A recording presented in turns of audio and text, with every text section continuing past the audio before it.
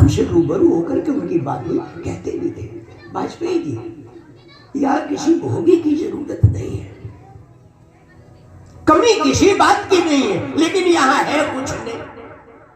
मैंने कहा कुछ नहीं है तो कोई क्यों आएगा? बोले ना, देखने में लगता कि कुछ नहीं है तो यहाँ बहुत कुछ है, साधकों के लिए बहुत कुछ। यहाँ आके साधक साधना करे तो उसे इतना कुछ प्राप्त होगा जिसकी वो कल्पना नहीं कर सकता। ऐसे ऐसे मोती विलक्षण यहाँ मिलेंगे। खाने पीने की कमी नहीं हो, साधु साधना करने वाला हो, यहाँ साधना करे बैठ करके, भोग ना भोगे। देखो फिर आश्रम की कला कैसी जागती है। और राम ने 8 दिन तक साधना की, 24 घंटे में एक कमल का फूल उठा के वो रख देते थे माँ के चरणों में, आंख बंद किए ऐसे बस डलिया पासे में रखी। 8वां दिन शुरू हुआ, एक पुष्प उठाया, लो मां। 9वां दिन शुरू हुआ, लो। जैसे 9वां आया अनुष्ठान तो उन्होंने कहा लाओ 9वां पुष्प रखे, और मां कन्या बनकर आई और उस पुष्प को उठाया और लेकर गायब हो गए, चली गई। अब राम टटोले बंद आंखों से, ये कहां गया, ये कहां गया? इधर देखा, हो सकता किसी चूहे हुए ने इधर उधर कर दिया हो, धक्का मुक्का हो गया हो। चारों तरफ देखा, वो कहीं कुछ। अब बड़े कंफ्यूजन में, बोले अगर आंख खोल देते हैं फूल ढूंढने के लिए तो अनुष्ठान फेल हो जाएगा, अगर फूल नहीं चढ़ाते हैं तो अनुष्ठान फेल हो जाएगा। 8 दिन तक निर्विघ्न चलती रही साधना, ये 9वें दिन ये कहां से विघ्न आ गया, कहां से आ गया? तब उन्होंने एक श्लोक कहा, या देवी सर्वभूतेषु बुद्ध रूपेण संस्थिता नमस्तस्यै नमस्तस्यै नमस्तस्यै नमो नमः। हे मां, तुम मेरी बुद्धि में आकर के बैठ जाओ ताकि मैं ये सोच सकूं कि 9वां फूल में कहां से लाकर तुम्हें चढ़ाऊं। बुद्धि में आके मां बैठ गए। हाँ, ये देवी बुद्धि में आके बैठ जाती, जी बुद्धि में बैठ जाती आकर के, जैसा बताओ वो बुद्धि में बैठ के वैसे ही कर देती है। मंथरा की भी बुद्धि में आके बैठ गई थी सरस्वती देवी। देखो ना, सरस्वती मंथरा की बुद्धि में भी बैठी और कैसी बिगाड़ी, कैसी बिगाड़ी। ऐसी बुद्धि आके राम के मस्तक में बैठ गई, वो बुद्धि देवी आके उनकी एकदम राम को विचार आया। बोले आहा, जगदम्बा मुझे कमल नयन कहकर के पुकारा करती है। कमल नयन, कमल नयन, यानी मेरे नयन भी तो कमल है। क्यों न 9वां कमल मैं अपने नेत्र को ही निकाल करके देवी के चरणों में चला दूं, ये भी तो कमल है। इसे कहते समर्पण, समर्पण, सर्व समर्पण। और उन्होंने वही किया, तरकस से बाण निकाला और बंद आंखों से यूं करके ऐसी जैसी बाण की नोक यहां लगाई, वैसी जगदम्बा ने तुरंत हाथ पकड़ लिया, प्रकट हो गई। वही दुर्गे मैया की। बोली राम, तुम्हारी तपस्या सफल हो गई। वो मैं ही थी, मैंने ही वो 9वां पुष्प हटाया था। आपकी सामर्थ्य की, समर्पण की मैं परीक्षा ले रही थी। राम, तुम्हारी तपस्या सफल हो गई, तुम रावण पर निश्चित रूप से विजय प्राप्त करोगे। हमारा तुम्हें यह आशीर्वाद है, तुम्हें ऐसी शक्ति होने का मैं आशीष देता हूं। और ये 2 लाइनें वहां जोड़ दी गई।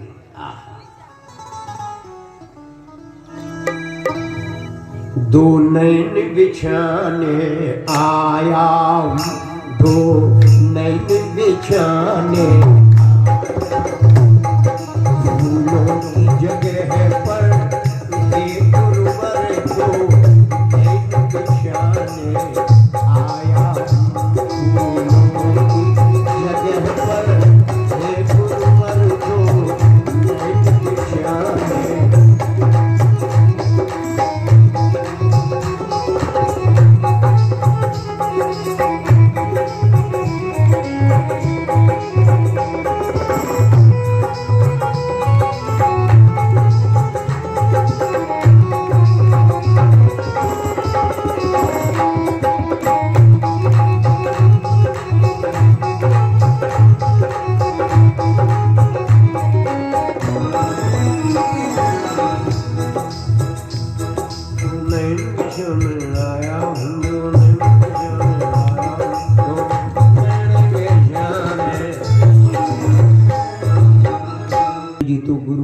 को शरीर पूरा कर गए,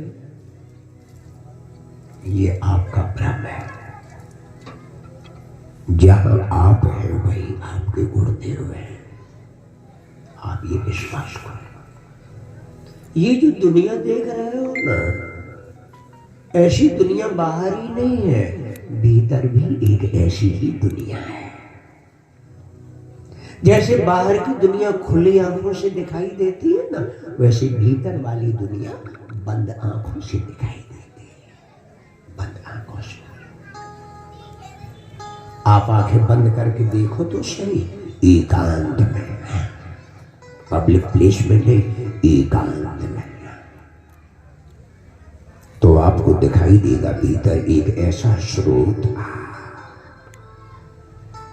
जो आंख बंद करने के बाद हमें भीतर से कुछ दे रहा है, और वो दे क्या रहा है?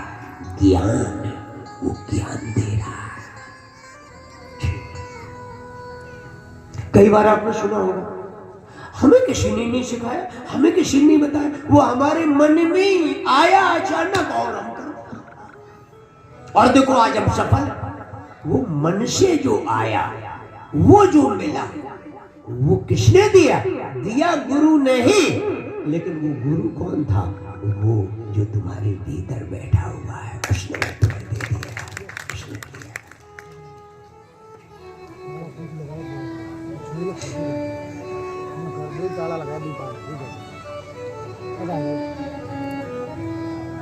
एक बाबूजी चश्मे की दुकान पे गए, चश्मा दीजिए।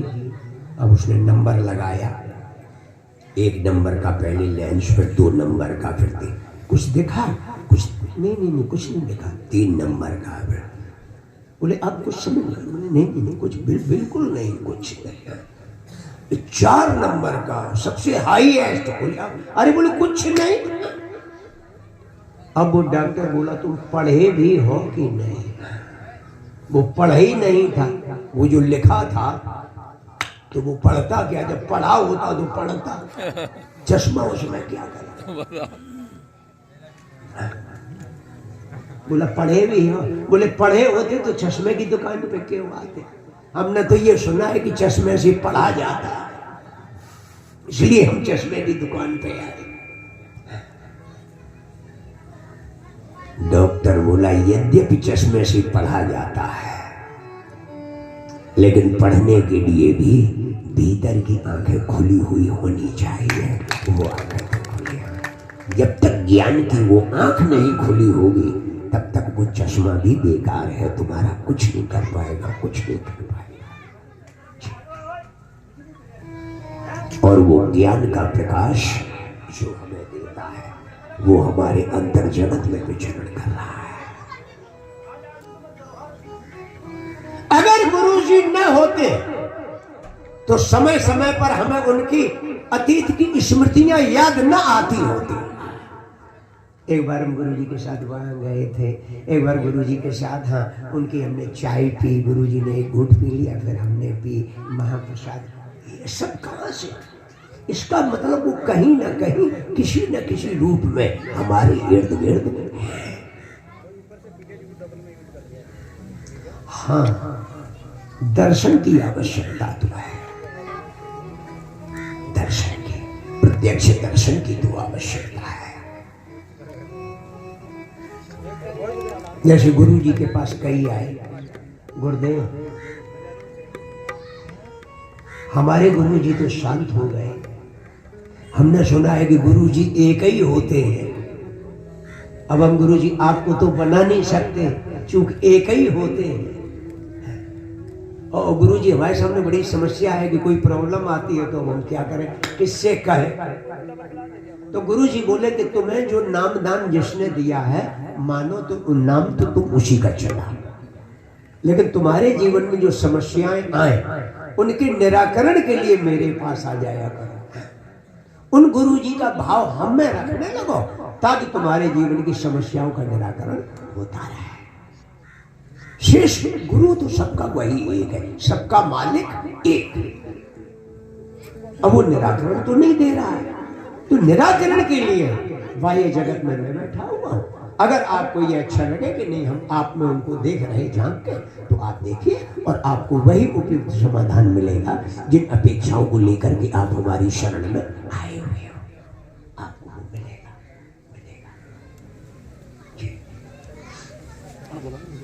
आपको उसकी प्राप्ति होगी, आप विश्वास कीजिए। तो दो शब्द हैं और एक है दक्षिणा। जैसे हमने विद्यालय में जाकर के टीचर से शिक्षा ली, तो शिक्षा के बदले में फीस भी चाहिए ना। अब वो बात है ना कि आजकल के विद्यालय एडवांस में जमा कर लेते, गुरुजी शिक्षा बाद में देते। लेकिन अतीत की परंपरा ये रही है कि ज्ञान पहले लो, फिर जो समझ में आए दो, ना दो, लेकिन ले लो। ये भार हम पे ना रहे, हम इसे हल्का करना चाहते हैं, क्योंकि हमने बड़ी मुश्किल से इसे इकट्ठा किया है। अगर कहीं ये शरीर छूट गया तो ये ज्ञान हमारे साथ ही लदा चला जाएगा, समाज का कोई इससे कल्याण नहीं हो पाएगा। इसलिए इस थाती को तुम थाम लो, ले। गुरुजी देने के लिए बेचैन रहते, कब कोई आए हमारे जैसा सत्पात्र हमारे पास, बेचैन रहते। गुरुजी चाहते हैं कि हमें कोई हमारे जैसा मिल जाए और हमें ये पूरी थाती उसे थमा दे। लो बेटा थाम। ये जितने सीरियल देख रहे हैं आप, ये उन्हीं में से सब एक है। एक ने जो इकट्ठा किया, उसने देखा आहा ये सत्पात्र है, इसीलिए शिष्य तो सभी है, कौन नहीं है गुरुमुख। ये थोड़े हम अगर अभिमान करें कि हम ही गुरुमुख हैं, आप क्या नहीं, क्या आप सब हमारे भैया नहीं हो, गुरु भाई नहीं हो? बताइए। बेशक हजारों हैं, लाखों हैं, करोड़ों हैं, लेकिन उन करोड़ों में से भी गुरु सोचता है कि उनमें से कोई ऐसा सत्पात्र मिले जो हम अपने जीवन की गाड़ी से गाड़ी कमाई और उसके सुपुर्द कर दें और वो समाज का कल्याण करने लगे। बोलिए सद्गुरुदेव भगवान की।